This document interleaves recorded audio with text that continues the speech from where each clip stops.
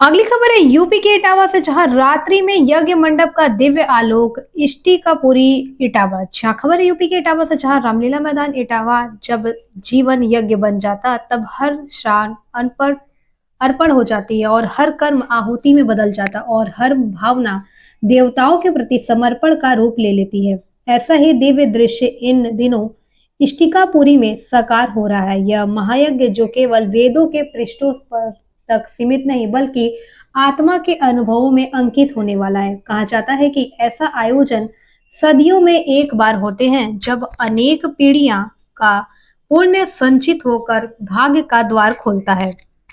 तब किसी को यह दुर्लभ अवसर प्राप्त होता है। मुझे एक सौभाग्य दूसरी बार प्राप्त हुआ है। कन्नौज के महायज्ञ के पश्चात अब इष्टिकापुरी की एक इस पावन भूमि पर अपने गिलहरी प्रयासों से सेवा का करने का अवसर मिला।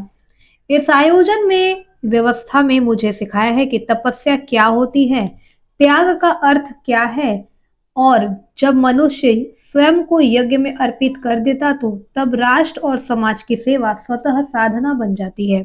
बीते 7 महीनों में मैंने प्रकृति के अनेक रंग देखे। कभी हरे खेतों में आशा खिली तो कभी मनुष्य के स्वभाव में अनगिनत छवियां झलकी।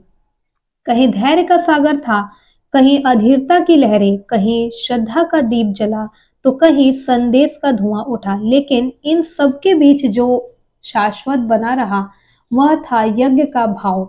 इस भाव ने सिखाया है कि जीवन केवल जीने का नहीं बल्कि अर्पण करने का नाम है।